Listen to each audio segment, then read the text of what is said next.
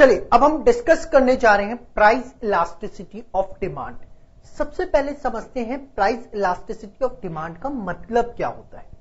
देखिए price elasticity of demand क्या होता है। प्राइस में चेंज आने की वजह से डिमांड पर अफेक्ट पड़ता है। ये तो हमने लॉ ऑफ डिमांड में पढ़ लिया कि प्राइस बढ़ेगा तो डिमांड कम होगी और प्राइस कम होगा तो डिमांड बढ़ेगी। बट प्राइस में चेंज आने की वजह से डिमांड पर कितना फर्क पड़ेगा ये हम पढ़ेंगे प्राइस इलास्टिसिटी ऑफ डिमांड में। लॉ ऑफ डिमांड सिर्फ इतनी बात करता है कि प्राइस में चेंज आया तो डिमांड में चेंज होगा, इनवर्स रिलेशनशिप। बट कितना चेंज होगा that will be discussed in price elasticity of demand. Now price elasticity of demand की फिर डेफिनेशन क्या है। Degree of responsiveness of change in quantity demand due to change in price.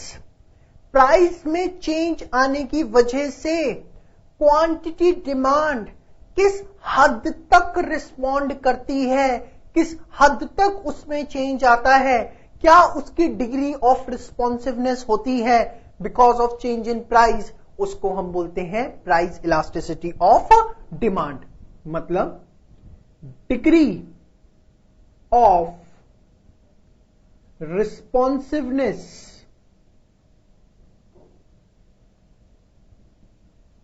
of change in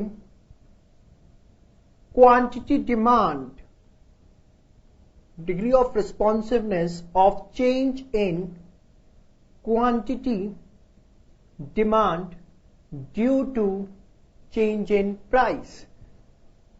price में change आने की वजह से quantity में कितना चेंज आया वो है हमारी प्राइस इलास्टिसिटी। अब इसको निकालने के हमारे पास ब्रॉडली तीन मेथड्स हैं। कौन कौन से? सबसे पहला मेथड है हमारे पास परसेंटेज मेथड। सेकंड मेथड हमारे पास आता है total expenditure method. The second method is total expenditure method. Third method हमारे पास आता है ज्योमेट्रिक मेथड। ये तीन मेथड्स इसके अंदर हमें इन डिटेल डिस्कस करने हैं। सबसे पहले हम स्टार्ट करेंगे परसेंटेज मेथड के साथ। परसेंटेज मेथड, आइए अब परसेंटेज मेथड की जब हम बात करते हैं, सबसे पहले परसेंटेज मेथड में इलास्टिसिटी कैसे निकलती।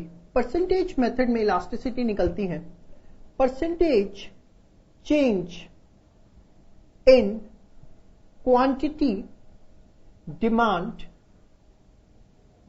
divided by percentage change in price।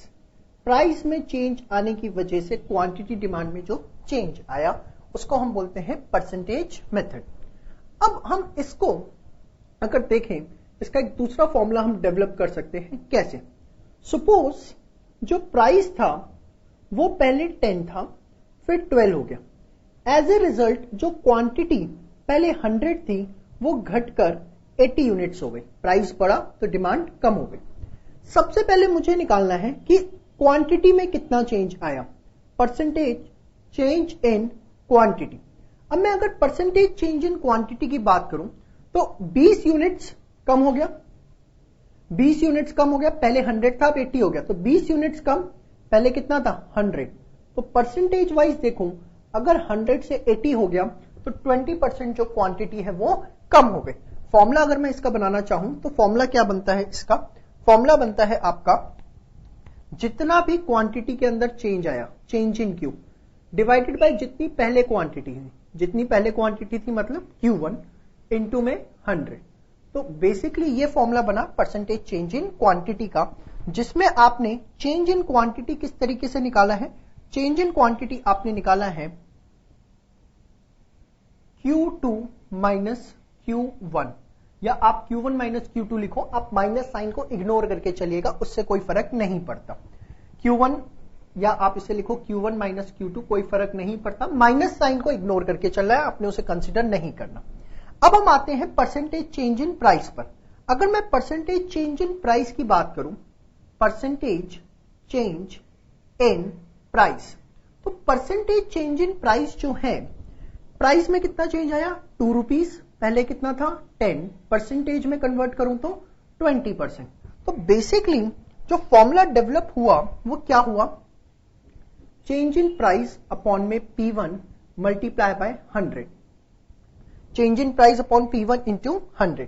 और यहां पर जो हमारा चेंज इन P है वो किस तरीके से निकलेगा, चेंज इन P हमारा यहां पर निकलेगा या तो P2 माइनस P1 या आप P1 minus P2, minus sign इसमें भी इग्नोर करना है, कोई फर्क नहीं पड़ता। अब इसी चीज को अगर हम फॉर्मूले के अंदर पुट कर दें तो ध्यान से देखिएगा, सबसे पहले परसेंटेज चेंज इन क्वांटिटी क्या लिख सकता हूं, change in Q by Q1 multiply by 100।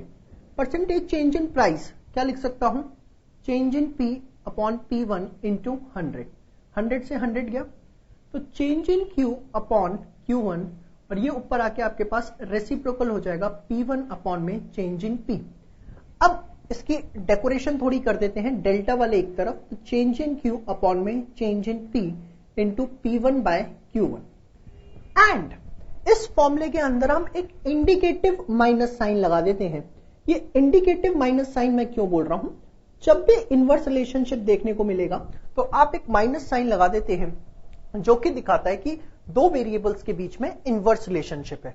तो एक इसका दूसरा फॉर्मूला हमारे पास डेवलप होता है which is change in Q upon में change in P into P1 divided by Q1 with minus sign, और ये क्या दिखा रहा है, इनवर्स रिलेशनशिप। अब इसके अंदर बेसिकली हम 5 types of elasticity of demand calculate कर सकते हैं। कैसे, आइए जरा देखते हैं, आप इसे पहले नोट डाउन कर लीजिए।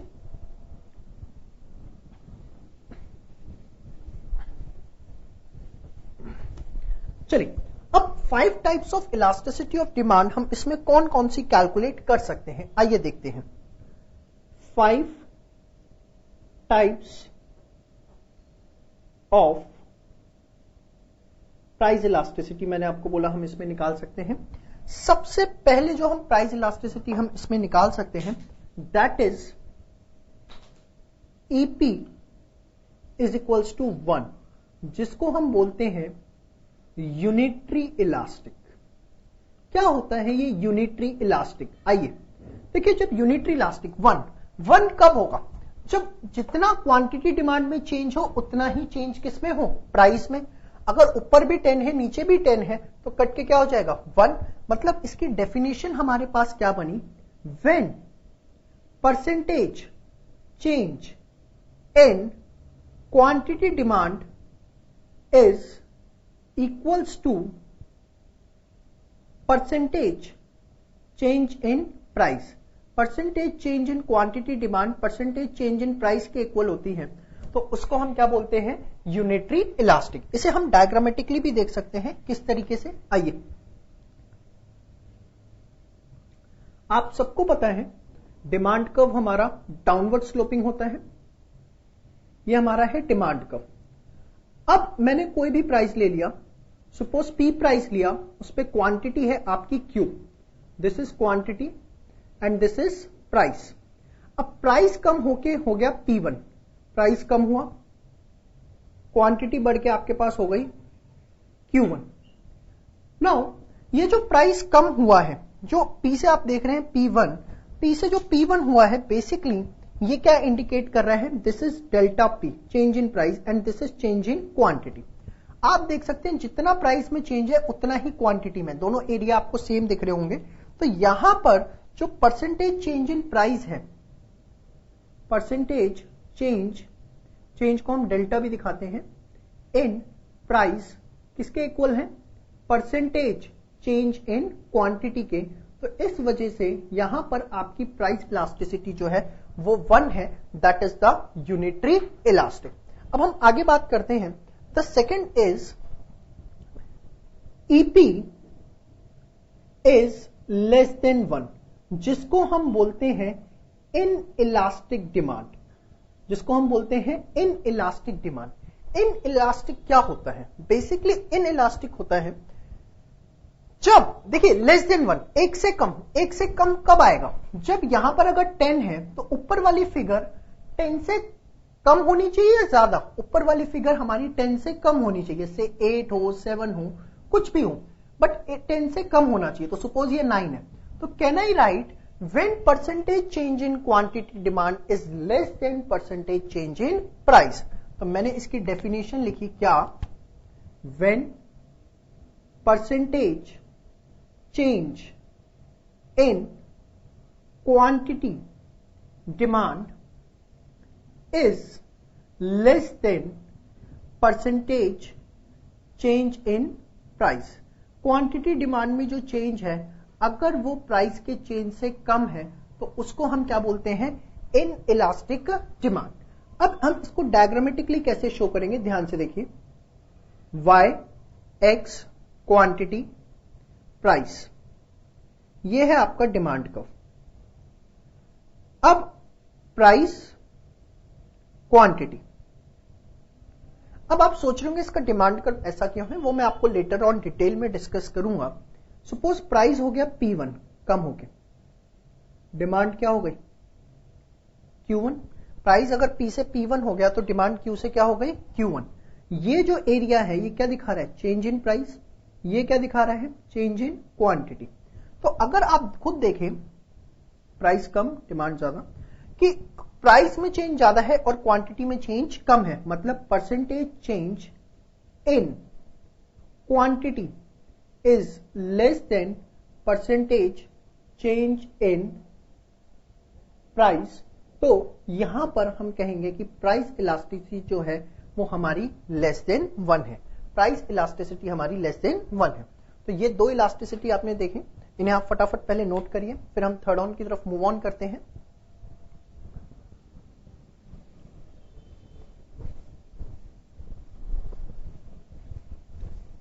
चलिए, third one, that is more than 1। आइए, थर्ड वन जो है आपका, that is price elasticity is more than 1, जिसको हम बोलते हैं इलास्टिक डिमांड।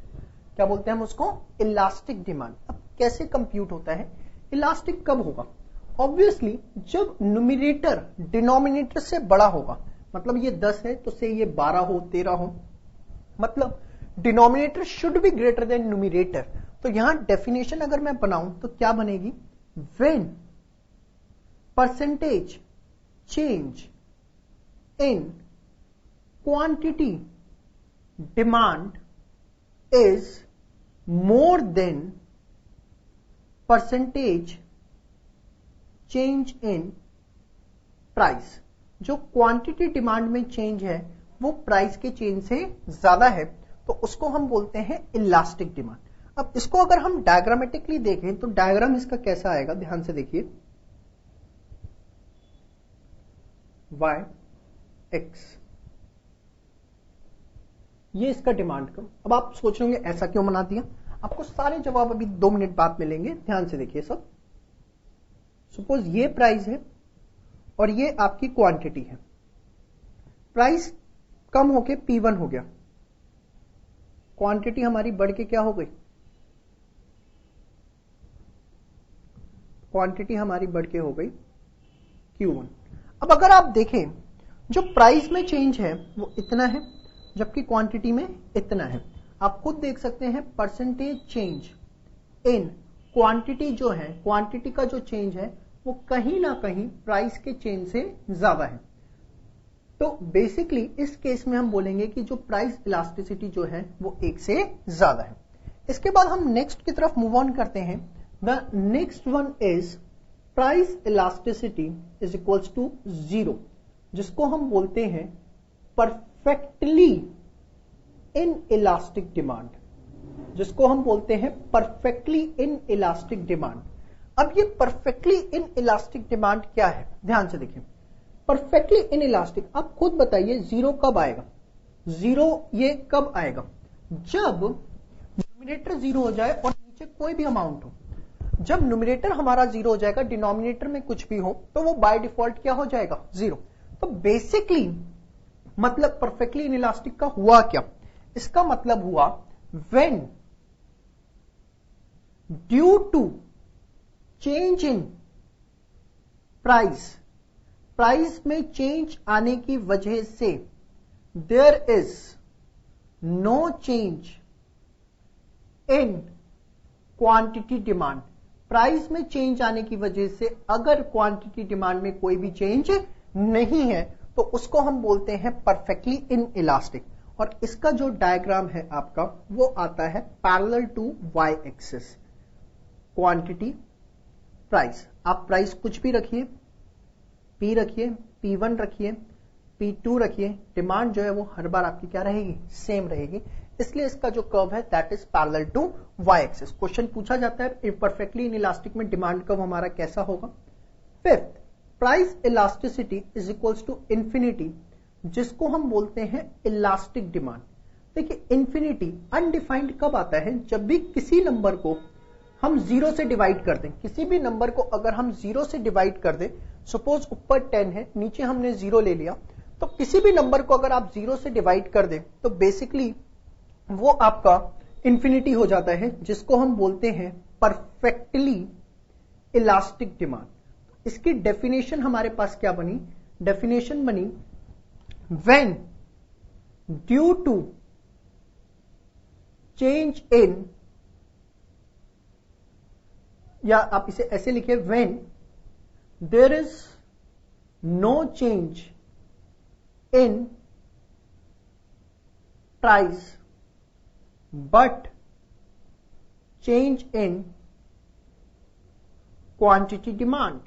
कोई चेंज प्राइस में नहीं है बट किसके अंदर चेंज है, क्वांटिटी डिमांड में चेंज है, तो उस चीज को हम क्या बोलेंगे, परफेक्टली इलास्टिक। और इसका जो हमारा डायग्राम बनेगा वो कैसा बनेगा, इसका हमारा डायग्राम बनता है parallel to X axis, parallel to X axis. Price में कोई भी चेंज नहीं है बट फिर भी क्वांटिटी में आप देखेंगे चेंजेस आपको देखने को मिलेंगे। आप अभी ये मत सोचिए कौन सा किस केस में बनेगा, वो मैं आपको सब बता दूंगा। तो ये 5 इलास्टिसिटी आप इसमें निकाल सकते हैं। अब इसके हमें डिमांड कर्व कैसे ध्यान रखने हैं कि किस सिचुएशन में कौन सा डिमांड कर्व है। आइए देखिए, ये जो डिमांड कर्व है सब एंटी क्लॉकवाइज मूवमेंट है। एंटी क्लॉकवाइज मूवमेंट मतलब सर ध्यान से देखिए, y x quantity and price. सबसे पहले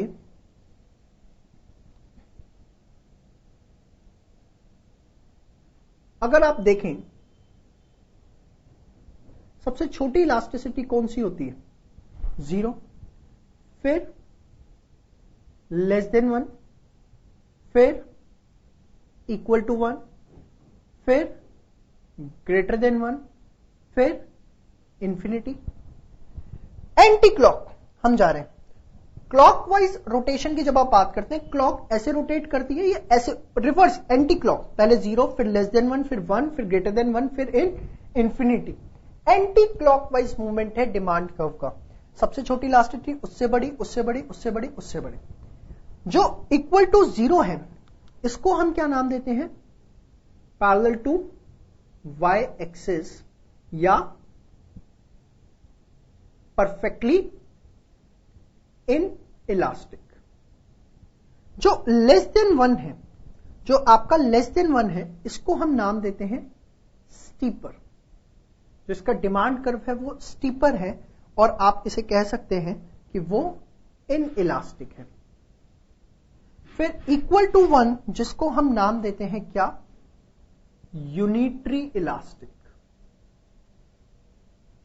यूनिटरी इलास्टिक। इसके बाद ईपी ग्रेटर देन 1, ईपी जब ग्रेटर देन 1 होता है तो इसको हम बोलते हैं कंपैरेटिवली फ्लैटर या इलास्टिक। ये डिमांड कर्व की शेप्स के नाम लिखे हैं मैंने। और इंफिनिटी है तो इसको हम नाम देते हैं पैरेलल टू एक्स एक्सिस, और you can say perfectly elastic. क्या है ये, परफेक्टली इलास्टिक। तो ये थोड़ा सा आपको इन पे सारी चीजें ध्यान रखनी है, 5 तरह की इलास्टिसिटी। तो हमने फॉर्मूला देखा, इलास्टिसिटीज देखी, कर्व्स की शेप देखी, ये सारी चीजें as it is word to word आपको बुक के अंदर प्रोवाइड की हुई, जस्ट एक बार आप उसे रीड करके छोड़ दीजिए।